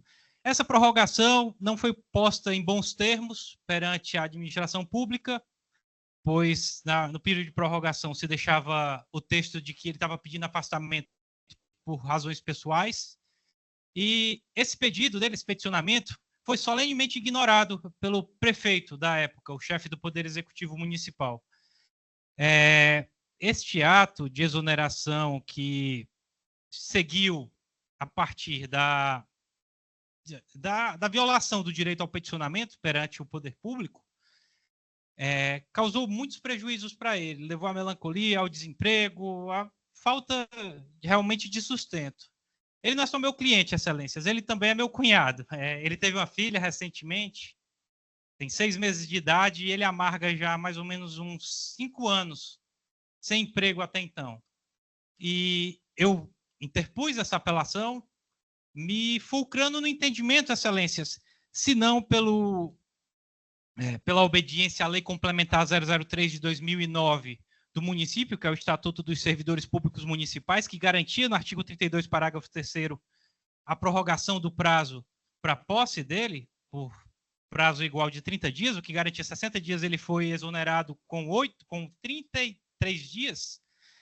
Eu gostaria que, se não pudesse ser considerada essa violação direta do município ao Estatuto dos Servidores, que pudesse também subsidiariamente ser considerada a violação à cláusula pétrea, esculpida no artigo 5º, inciso 34, a linha A, que é o direito ao peticionamento perante as autoridades públicas para a defesa dos direitos, o que também foi totalmente suplantado perante o município de Careré, pois o prefeito, ele, com um único ato e uma assinatura, ele tirou a subsistência, uma perspectiva de sustento de um pai de família. E, excelências, é apenas isso que eu me coloco aqui diante de vossas autoridades para pedir justiça, no caso do senhor Clint Walton Siebra, e apreciação tanto do princípio da legalidade, quanto também da cláusula pétrea ao direito do peticionamento, excelências. Obrigado. Boa tarde. Essa questão aí, sustentação oral, tornou mais fácil o trabalho nosso, porque naquele processo passado, eu resolvi, porque tinha uma brilhante sustentação, e como a decisão agravada não foi minha, né, foi do meu substituto legal, eu estava de férias, eu achei por bem fazer um melhor exame, o que não significa que eu vá mudar o entendimento feito pelo nosso querido, estimado amigo, hoje aposentado, desembargador Paulo Ponte, e que voltou focado aí nas súmulas mencionadas aqui. Esse caso, a controvérsia aqui existe, no sentido de que de analisar a legalidade desse ato administrativo, que exonerou o autor apelante do cargo público por inobservância do prazo estabelecido para a entrada no exercício, sem análise do prévio requerimento administrativo por ele formulado. A lei complementar, que citou aqui o ilustre causídico, que é o Estatuto dos Servidores Públicos do município de Cariré, dispõe que o servidor tem um prazo de 30 dias contados da data da posse para entrar no exercício do cargo, sob pena de ser exonerado, podendo o aludido prazo ser prorrogado pelo mesmo período a requerimento do interessado. Ocorre que, a despeito da previsão legal, verifica-se em caso que, antes do transcurso dos 30 dias para entrar no exercício, o requerente manifestou-se solicitando à administração o seu afastamento para tratar de assuntos pessoais. No entanto, foi surpreendido com o ato do prefeito o exonerando do cargo, sem que tenha havido um pronunciamento prévio acerca do seu requerimento administrativo. O município ele questiona que o pedido foi errado, né? Porque ele tinha que ter pedido uma prorrogação do prazo e não o afastamento. Então, eu continuo aqui dizendo, considerando aqui o eminente advogado sustentou, fundado na garantia constitucional do direito de petição, que antes de transcorrer esse prazo de 30 dias, o requerente manifestou-se, né, e, aliás, fez essa manifestação, e antes de tudo, a secretaria pegou, já o exonerou sem examinar o provimento. Neste contexto, tem-se como arbitrário o ato de exoneração do cargo oriundo da portaria sem a prévia apreciação do pedido. Agora, eu quero deixar bem claro que eu não estou dizendo que a administração vai conceder essa prorrogação, né? O que eu estou querendo, a segurança que eu estou concedendo é apenas para que ela aprecie, né? Eu não estou entrando nesse mérito se ele pediu errado ou não, né? Se ele pediu, ao invés de pedir digamos, a prorrogação para entrar em exercício, ou não, eu não estou discutindo isso, porque realmente, quando eu examinei esse processo, no primeiro momento, eu achei que, de certa forma, o magistrado tinha razão. Por quê? Porque ele está pedindo um afastamento de um cargo que ele não entrou em exercício ainda, né? Exato. Mas eu acho que a administração não examinou, né? Ela pode examinar e entender dessa forma. Eu estou dando, conhecendo da apelação e dando parcial provimento apenas para que ela examine e dar resposta ao requerimento. Esse aqui é o meu voto. Desembargador Norval. Em primeiro lugar, senhor presidente, eu gostaria de prestar homenagem ao jovem advogado. Vossa Excelência é muito bem. Sigo o relator, eu também tenho essa compreensão, porque realmente ele não entrou em exercício, né? Eu não estou querendo entrar no método disso, né? Eu estou apenas querendo que ela aprecie. Apreciado, efetivamente. E qual era a resposta? Com o relator. Desembargador Inácio. Eu acompanho Vossa Excelência, principalmente porque, quando houve o requerimento, ela podia até não aceitar, definir, mas tinha que dar uma resposta ao requerimento. Exatamente. Se ele requereu errado ou não, aí tem, o problema é que resolva.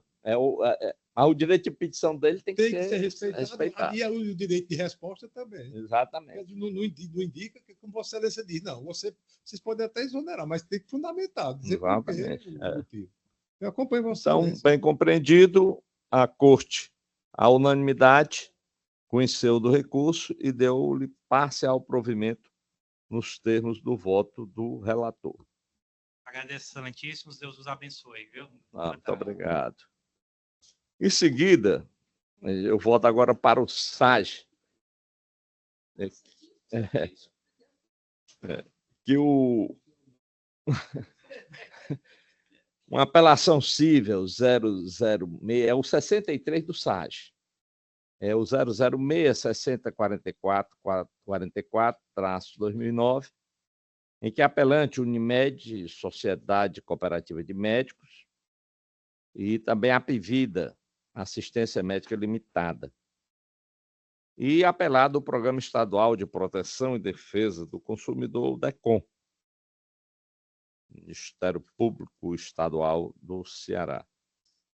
O relator é o eminente desembargador Inácio Cortez, e o advogado pediu sustentação oral. Aliás, é um processo, né, desembargador Inácio, em que é um juízo de retratação que vai ser feito aí, né? 952. Então, eu indago se o advogado está aí presente virtualmente. Era um advogado de Recife que me procurou hoje pela manhã. Presente, doutor Fernando. Quem lhe procurou foi o meu colega, doutor Marcelo, mas quem está aqui é Gustavo Azevedo. Certo. Mas é do mesmo escritório, né? Mesmo escritório. Defesa das apelantes, não é isso? Pelo menos uma delas. Apenas da APV da assistência médica. Pois não. Pois Vossa Excelência dispensa a leitura do relatório? Com certeza. Pois então pode iniciar a sustentação oral pelo prazo de 15 minutos. Senhor presidente, meus cumprimentos a todos os presentes. Meu nome é Gustavo Azevedo, OAB-PE 35115, falo pela apelante Apivida Assistência Médica Limitada. O objeto do julgamento hoje, excelências, é um juízo de adequação ao tema 952 do Superior Tribunal de Justiça. E nós sabemos que um juízo de adequação ele nunca é fácil, ele é sempre difícil, porque é um reexame da matéria, é reenfrentar o que já foi votado, mas eu já vi pelos julgamentos que precederam a este, que Vossas Excelências não têm esse problema, revêem o voto, pedem vista, reexaminam, e isso me deixa muito feliz com a facilidade que Vossas Excelências têm de revisitar as próprias convicções. E o caso que hoje se coloca é uma ação civil pública proposta pelo Ministério Público do Ceará lá em 2009, isso, ou seja, há 15 anos, passados 15 anos. E o pedido dessa ação civil pública, excelências, é que os contratos de planos de saúde anteriores à Lei dos Planos de Saúde, ou seja, 9656 de 96, lá do início da década de 90, não sofram qualquer reajuste de faixa etária. E que os valores que foram pagos a título de reajuste da década de 1990 até agora, ou seja, passados mais de 24 anos, cerca de 30 anos, sejam devolvidos em dobro aos segurados. Vejam o pedido, que seja afastado qualquer reajuste de faixa etária, retornando à década de 1990. E em 2021, excelências, ainda sob a relatoria do Paulo Banhos Pontes, essa ação civil pública foi julgada procedente, sem fase instrutória, sem uma perícia de cálculo atuarial, sem um exame técnico das normas da ANS. Essa ação civil pública foi julgada procedente para declarar nula todas as cláusulas contratuais que permitiam reajuste por faixa etária. E vejam, isso tudo sem um exame técnico, uma tutela genérica, sem uma perícia, sem um enfrentamento casuístico de cada aumento dos segurados. E ao assim fazer, excelências, do relator, doutor Inácio, houve uma violação do tema 952 do STJ. E é por isso que o recurso especial que foi interposto foi devolvido a este colendo órgão para que fosse revisitado se existe ou não a violação ao tema 952. E, excelências, qual é o erro do acórdão? Qual é o erro do voto condutor? Qual é o erro que feriu o próprio tema 952? O acórdão, o voto condutor, entendeu que deveria ser afastada o reajuste, porque os contratos que previram a possibilidade de reajuste não anteviram, não previram, não pré-estabeleceram, não prefixaram, ou melhor, não adivinharam qual seria o reajuste. Então, o voto condutor, ele entendeu que deveria estar previsto no acórdão, estivesse previsto no contrato, qual seria o aumento, o futuro aumento de faixa etária, por um dever de informação, invocando o Código de Defesa do Consumidor. E, ao assim decidir, o acórdão criou um quarto requisito que não está no tema 952. Criou um requisito que não foi previsto pelo STJ. Criou um novo pressuposto para a aplicação do tema 952. Decidiu de forma totalmente contrária ao que o STJ decidiu. O tema 952, excelências, que trata do reajuste por faixa etária, ele tem 3 requisitos: que haja previsão contratual, que sejam observadas as normas das agências reguladoras, no caso, a ANS, e que os percentuais aplicados não sejam desarrazoados e aleatórios, que concretamente contem com uma base atuarial, um equilíbrio atuarial idôneo. Então, são 3 requisitos. Nessa CP, o acórdão, nessa ação civil pública, o acórdão não observou as normas das agências reguladoras. Na verdade, o acórdão sequer enfrenta as normas da ANS, como se elas fossem irrelevantes ou elas fossem ignoradas, embora o tema 952 exija que sejam enfrentadas as normas da ANS. Então, a primeira violação é o tema 952. O tema 952 exige o exame do percentual no caso concreto. E o acórdão recorrido, ele não faz esse exame de se o percentual de cada contrato, não faz esse exame se existe uma base atuarial concreta, razoável, de como foi feito o cálculo, não existe uma perícia atuarial. Ele simplesmente ignora a perícia atuarial, o cálculo atuarial, um equilíbrio atuarial, não faz o exame concreto do percentual do aumento dos contratos de plano de saúde. E daí também se viola o tema 952. E o terceiro requisito é que haja previsão contratual. E há previsão contratual. O contrato prevê a possibilidade de reajuste de faixa etária. Só que vem o acórdão e faz uma distorção, criando um quarto requisito, dizendo que tem que ter já antevisto qual vai ser o futuro aumento. E isso é um requisito que não está previsto no 952, no tema 952. E, na verdade, se assim fosse feito, se o contrato já antevisse, já previsse, já pré-estabelecesse, já adivinhasse qual seria o futuro aumento, haveria talvez um risco de prejuízo para os consumidores, porque esse aumento ele tem que ser em concreto. Eu olho para o contrato, vejo o ano anterior, refaço um cálculo atuarial idôneo, como exige o tema 952, e digo qual é o percentual de aumento, inclusive observando o permissivo das regras da ANS. Então, não é possível antever qual será o futuro aumento. Não existe este dever de informação, até porque, se houvesse, teria o risco de ter um aumento em desconforme com as regras da ANS, desconforme com a base atuarial de cada contrato. E vejam, excelências, o acórdão mandou afastar qualquer reajuste. E o próprio tema 952, ele exige que a apuração do valor seja adequado no caso concreto. Então, o tema 952, ele não manda afastar todo o reajuste. Ele diz que, uma vez identificada a falta de razoabilidade no contrato, tem que ser reexaminado, reapurado o cálculo, refeito para patamares razoáveis. E este acórdão recorrido, ele afasta todo e qualquer reajuste por faixa etária. Então, está zerando o reajuste de faixa etária, enquanto o tema 952 determina que seja recalculado, porque tem que haver um equilíbrio contratual no ajuste de faixa etária a cada aumento. Então, o tema 952 diz: devemos refazer o cálculo para patamares razoáveis. E o que o acórdão diz? Afasta todo aumento por reajuste de faixa etária. Mais uma violação ao tema 952. Na verdade, aplicar o tema 952, excelências, é perceber que essa ação civil pública é inadmissível, porque ela é incompatível com a tutela coletiva. A tutela coletiva ela pressupõe direitos individuais homogêneos, uma tutela molecular, que todos os direitos eles consigam ser tratados por uma sentença única, genérica e abstrata. Só que O tema 952 exige que a abusividade do aumento seja analisada caso a caso, casuisticamente. Cada contrato ele tem que ser observado se existe um desequilíbrio contratual.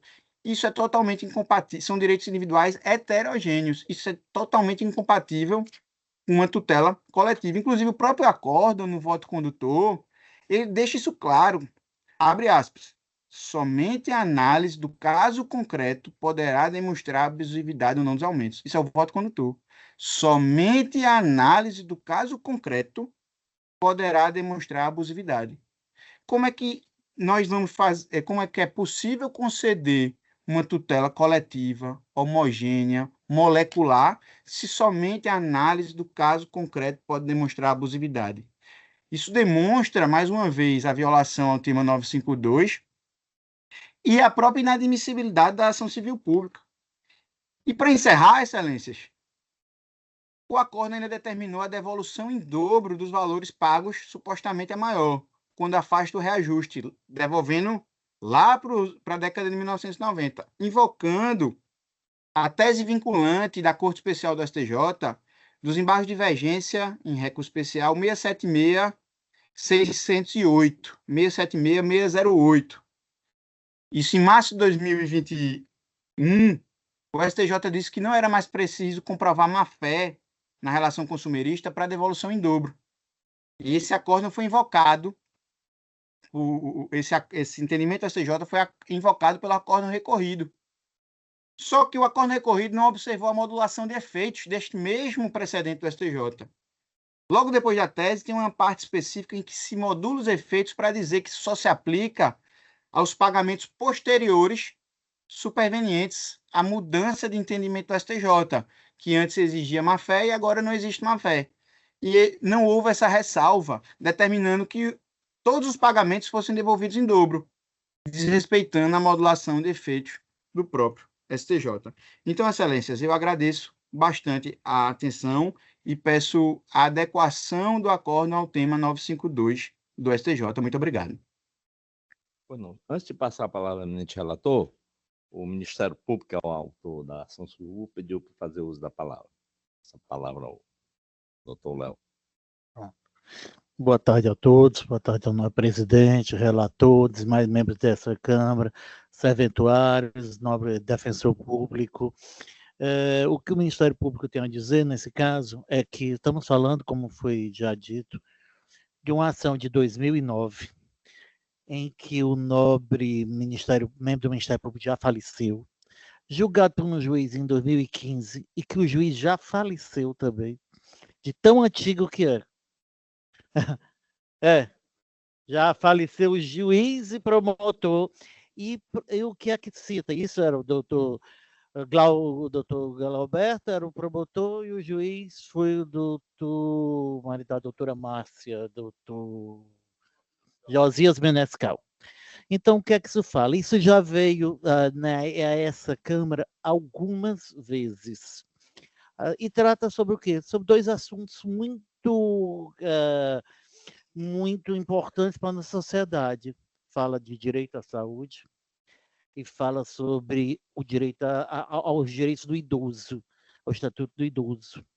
Você imagina uma sociedade que em 2015 recebe a notícia que os seus contratos antigos, que não previam esses aumentos que chegam a 300% em mudança de faixa, teriam seus direitos reconhecidos pela justiça. Então, esse povo deve ter comemorado. E nós já tivemos aqui todo tipo de recurso, especial, extraordinário, agravo, de todo, mas todos. Parabéns aos nobres advogados, que estão no papel deles mesmo, de usarem todos os meios. Mas sempre o lado mais fraco é o lado do consumidor, que é direito do consumidor, que é esse que está lutando só por direito à saúde. Ele vai continuar pagando o plano dele, como sempre pagou, ele só não quer os aumentos que não previam nos contratos iniciais. E depois e quem sofre também, o idoso, que todos nós sabemos que é suficiente por natureza. Então, dentro dessa estrutura todinha, o Ministério Público já alegou e alega ainda, desde o começo e até nessa última contestação, nessa que contra-razão, primeiro, o princípio da dialeticidade. Sempre são os mesmos fundamentos, a mesma petição, sem enfrentar as questões diretas que foram observadas até agora.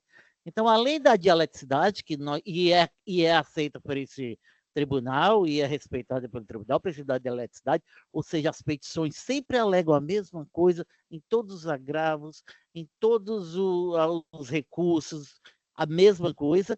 Isso aqui já passou por essa Câmara, já foi observado várias vezes. Então, o Ministério Público só quer que o direito, que a sociedade entenda que o direito tem o seu tempo oportuno de ser aplicado. E o tempo oportuno de ter sido aplicado, não estou dizendo que é óbvio que não transitou em julgado, uma vez que os advogados ainda estão aqui usando do direito o jus esperneandi, ainda estão aqui, mas o direito já foi aplicado pela primeira instância e pela própria segunda instância. Algumas vezes foi reconhecido o direito à saúde, o direito à não revisão dos contratos, do jeito que estava, como foi afirmado, estamos falando dos contratos antigos, e também o direito à observância ao princípio do Estatuto, os princípios constantes do Estatuto do Idoso. Então, é só isso que o Ministério Público quer.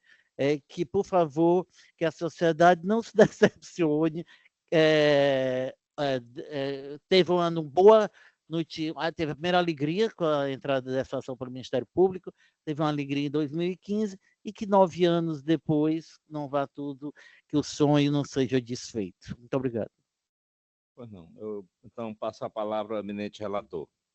O tema consiste na reapreciação em juízo de retratação, artigo 1032 do CPC, do acordo exarado pela primeira Câmara de Direito Público desta Corte, considerando-se o julgamento do tema 952, RESP, número 1568.244 do Rio de Janeiro, proferido pelo Superior Tribunal de Justiça em sede de repercussão geral. Examinando atentamente o acordo em questão, extraio que, embora haja referência à tese fixada pelo STJ no RESP de número 1000, já citado, a aplicação desse precedente qualifica o caso subjusto não foi efetuada de forma adequada, uma vez que este exige, para a declaração da validade ou não do reajuste da mensalidade do plano de saúde, fundada na mudança de faixa etária, a análise individualizada de cada contrato de plano de saúde questionado, ao passo que a decisão camerária aplicou a supramencionada tese de forma genérica a todos os instrumentos contratuais questionados nos presentes autos, e ainda manteve inalterado o capítulo da sentença proferida pelo juiz Acó, que atribui efeito erga omnes à tutela jurisdicional conferida, de modo a atingir todos os consumidores de plano e de seguro de saúde em igual situação. Em caso, entre os instrumentos que acompanham a exordial, constam os contratos de plano de saúde firmados entre os promovidas e os substituídos: Maria Dulce Barbosa, folhas 3946, Suzete Costa de Oliveira, 4755, e Ione Fontinelli Meira, folha 6875, João Nogueira Maia, 7685, que são classificados como antigos e não adaptados. Logo, deve-se ter a validade das cláusulas que prevêem um aumento da mensalidade em razão da faixa etária analisada com base na súmula normativa de número 3/2001 da ANS. Já em relação ao contrato celebrado por Pedro Jackson Gonçalves de Figueiredo, folha 5867, não há nos autos quaisquer elementos que expressem com precisão a data da sua celebração, mas tal instrumento contém previsão que é regida pela Lei 9.656/98. No entanto, uma característica comum aos supramencionados contratos é a previsão expressa da adequação da mensalidade do plano de saúde à faixa etária dos seus beneficiários, sem, contudo, especificar qualquer valor ou percentual a ela referente. Sucede-se que, em que pese a existência de entendimentos jurisprudenciais em sentido contrário, o Tribunal da Cidadania esclarece que, existindo cláusula contratual que disponha sobre a possibilidade de reajuste das mensalidades do plano de saúde por faixa etária, a ausência da especificação dos percentuais exatos de tal majoração não enseja a sua exclusão integral, mas sim a apuração do percentual razoável e adequado quando for constatada a abusividade do valor acrescido. Tal entendimento decorre do precedente qualificado em comento, no sentido de que o reajuste subjusto se faz necessário para evitar o desequilíbrio contratual gerado pela maior demanda de atenção e de amparo à saúde dos beneficiários dos planos de saúde à medida que avançam de faixa etária, em consonância com o artigo 51, parágrafo 2º do Código de Defesa do Consumidor. Portanto, embora os instrumentos contratuais ora questionados não exprimam os percentuais dos reajustes das contraprestações dos planos de saúde por faixa etária, todos possuem cláusulas que informam a adequação das mensalidades à idade dos beneficiários, de modo que observo que a sua incidência em relação aos contratantes substituídos, ao contrário do que foi decidido na sentença proferida pelo juiz Wacó, na decisão camerária, não deve ser afastada de modo a evitar desequilíbrio contratual.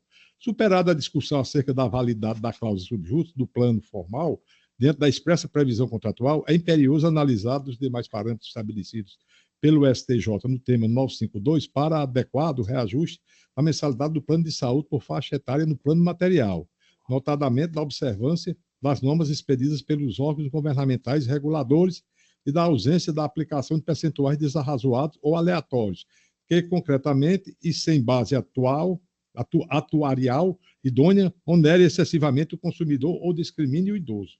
É certo que recai sobre as operadoras de plano de saúde demandadas a comprovação de que houve a aplicação de percentuais com base atuarial idônea. No entanto, na situação em análise, a parte autora, na qualidade de substituta processual, sequer anexou aos autos documentação destinada a provar os valores das mensalidades anteriormente pagas pelos substituídos e a quantia efetivamente acrescida a título de reajuste por faixa etária, restringindo-se a juntar os contratos impugnados e os documentos de abertura de reclamação, relatando o aumento sem anexar, portanto, qualquer extrato ou comprovante nesse sentido. Além disso, não há qualquer indicação da data da celebração do contrato de plano de saúde por Pedro Jacques Gonçalves Figueiredo, folha 5867, de modo que não é possível aferir a sua consonância ou não com as normas expedidas pelos órgãos governamentais reguladores aplicáveis à época. Portanto, além de não comprovar os fatos constitutivos do seu direito, o proponente teceu alegações genéricas na exordial, sequer se reportando especificamente a quaisquer reajustes efetuados pelas operadoras de planos de saúde, res que julgam abusivos, o que, além de dificultar o pleno exercício do contraditório e da ampla defesa, impossibilita a análise concreta dos percentuais de aumento aplicado exigida pelo precedente qualificado em comento. Desse modo, diante dos fundamentos acima expostos, reformo em juízo de retratação a decisão camerária guerreada, modificando o acordo impugnado para conhecer e dar provimento aos apelos interpostos no sentido de reformar a sentença proferida pelo juiz de primeiro grau, julgando improcedente a pretensão autoral em conformidade com o tema 952 do STJ, que é baseada no resto já citado.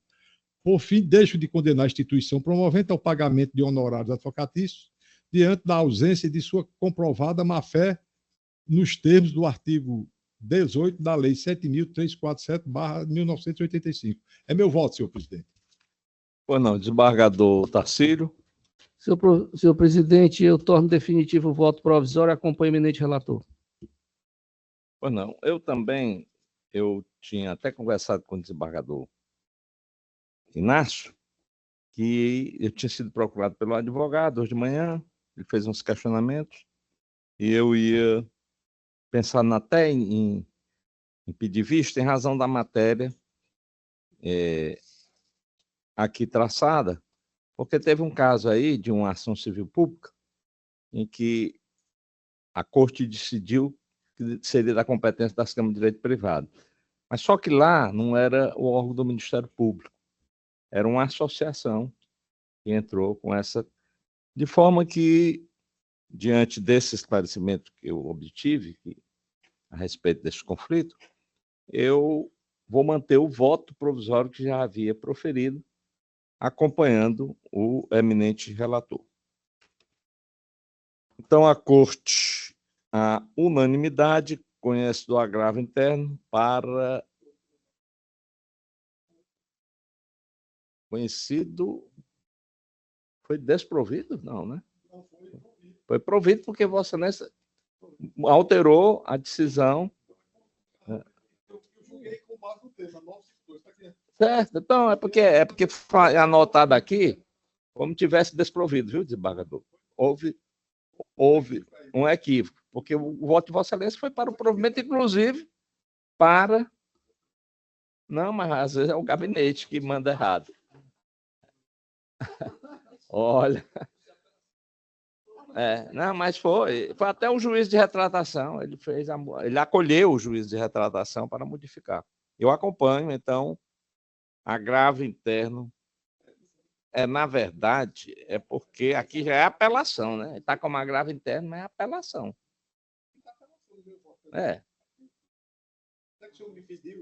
Eu pedi até a cópia do seu voto. Naturalmente, tinha um agravo interno, uma apelação, era isso? Então, o sistema é examinado em juízo de retratação, a Corte, à unanimidade, conhece da apelação e dá-lhe provimento. Proclamei certo? Bom.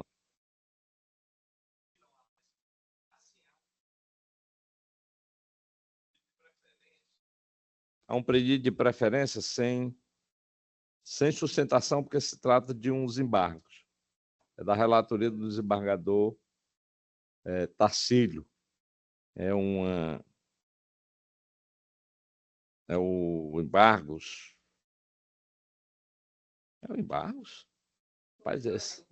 Hein? Sim. Agora porque é no PJE, confunde muito aí. Já é dentro dos autos da apelação civil, né? Então, Procurador-Geral do Estado e outros, naturalmente é o Estado, e Priscila Leite Campelo de Medeiros. Eu passo a palavra a Vossa Excelência só para ler aí a sua emenda ou só o cabeçalho, como Vossa Excelência entender melhor.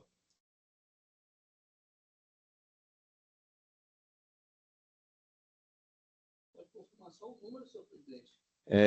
O 021-3184-28. É o 118 da pauta do PJE. A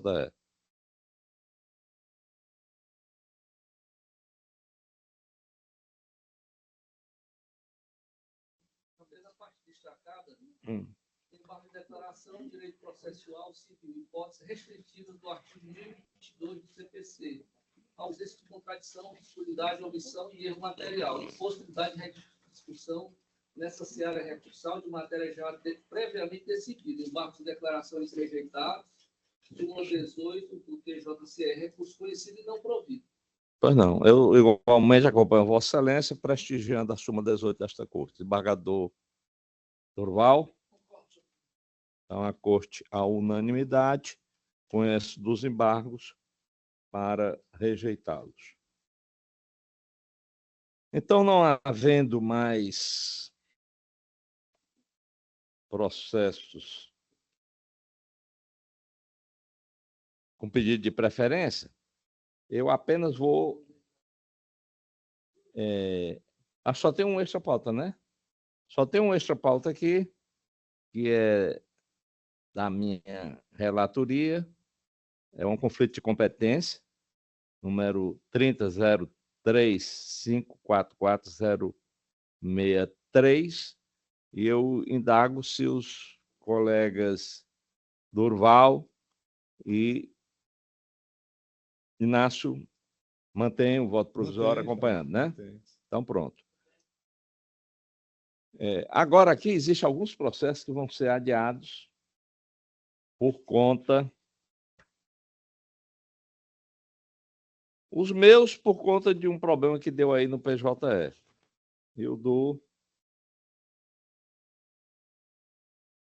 os do...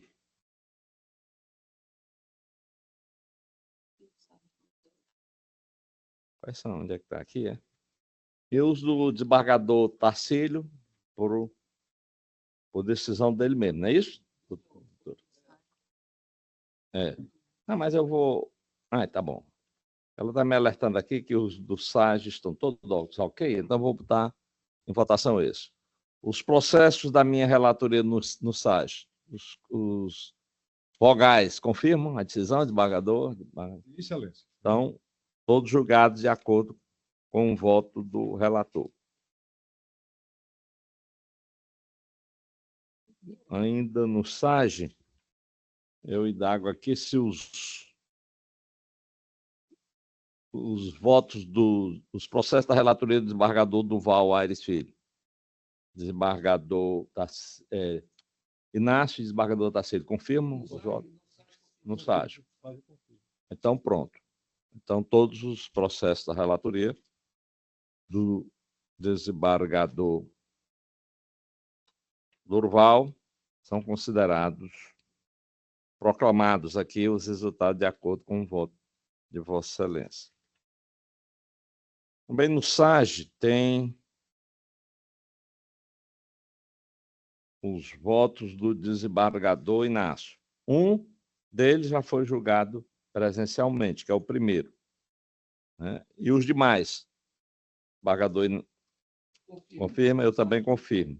Então, a Corte, à unanimidade, confirma os votos provisórios nos processos de relatoria do desembargador Inácio do SAG. Agora vamos aqui aos processos do PJE. Primeiro da minha relatoria, eu vou dizer logo os quais estão sendo adiados em razão de não ter aparecido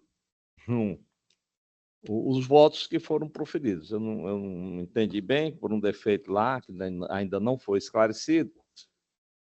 Hein? É. Então, foram adiados. O do item 3, precisa dizer o número, né? É bom, né? É um agravo de instrumento 3.07279.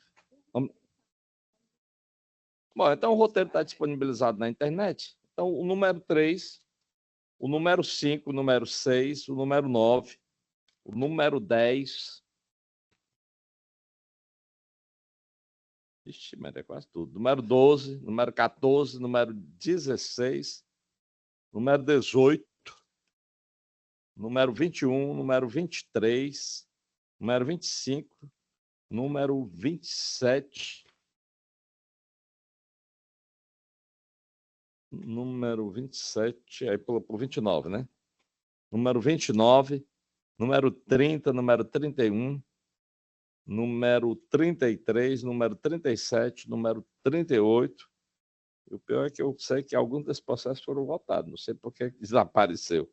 38, 40, 42, 43, 44, 45. Mais algum no meu? Não.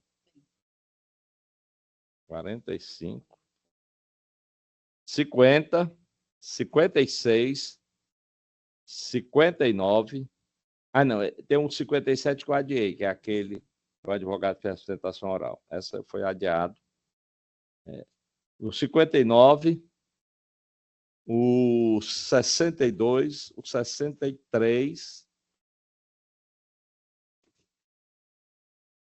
67, 69, o 70, o 71, o 72, o 73, o 74 e o 77. Só quero dizer que esses adiamentos estão sendo contra a minha vontade, mas vamos respeitar a vontade do PJE. Eu também votei. Não, foi nada de intimação, não. Mas aí, se esses que nós já votamos, no caso... Aí ninguém sabe. Né? Então, vamos deixar para se não tivesse. Deixa, não tem problema nenhum. Então, Os demais que não foram adiados, todos mantêm a votação? Desembargador? Sim, excelência. Sim. Pois não, estão mantidos. O do desembargador Durval, só tem um processo que foi sem, não teve voto, né? Esse primeiro, 79, vai ser adiado? Presidente, é o 79 de Desembargador Durval. Eu vou pedir vista desse processo. É só porque é o seguinte, Desembargador Durval, explico. Porque tem um caso parecido com que está na minha relatoria, porque aqui envolve sucessão, tem o companheiro que não era casado, mas vivia em... Então, tem a situação do companheiro até que... mas eu fiquei em dúvida com relação à sucessão, porque tem netos envolvidos. Então, é só por conta disso que eu queria pedir vista dos autos, porque eu tenho uma situação parecida, tá certo? Mas do desembargador... Não, é do Durval, mas é Vossa Excelência que vota logo após ele. Desculpa, perdão. Desembargador. Também tem dano moral e material.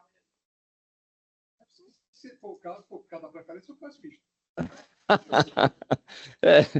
Tá certo. Vocês... Vossa Excelência é melhor pedir vista, para não dizer que... Então, pronto. Aí, no final, os dois estudam junto e traz. Pronto. Então, o desembargador Inácio pediu vista. Então, os demais foram julgados. Não, peraí, eu estou dizendo aqui do Durval. Todos foram julgados, exceção esse, razão do pedido de vista do desembargador Inácio. O desembargador... Agora, do desembargador Inácio Cortez. O 94 está faltando um voto, é? Está faltando meu desembargador Tarcílio? Eu também. Eu votei, com toda certeza. Desembargador Tarcílio, Vossa Excelência mantém o voto? Eu também acompanho, porque eu acompanhei. É porque... consta como não. Mas eu não tive nenhum voto que eu não tenha votado, né? O problema é aquele negócio da defensoria pública, né? Quem está aplicando aquele valor, aí eu olhei para só tinha votado 2. Eu digo, não, mas isso aqui é um tema tão corriqueiro que nem... Não. Bom, então, todos votados, né? Do desembargador Inácio. Não é isso?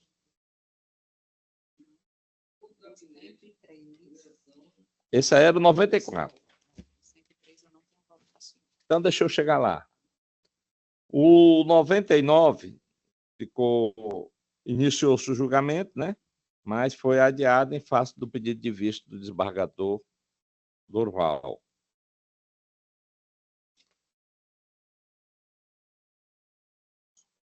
Bom, aí tem o 103, que,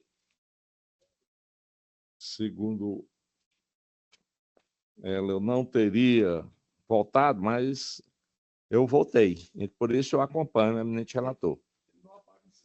Não apareceu, mas o tema é aquele tema corriqueiro já dos honorários. 103. Pode computar meu voto aí.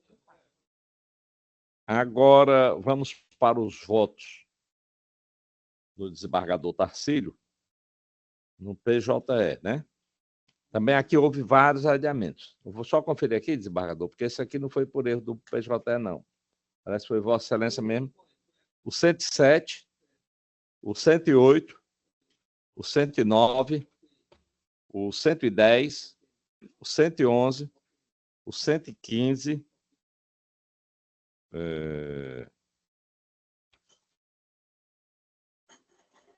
o 120, o 124 e o 125.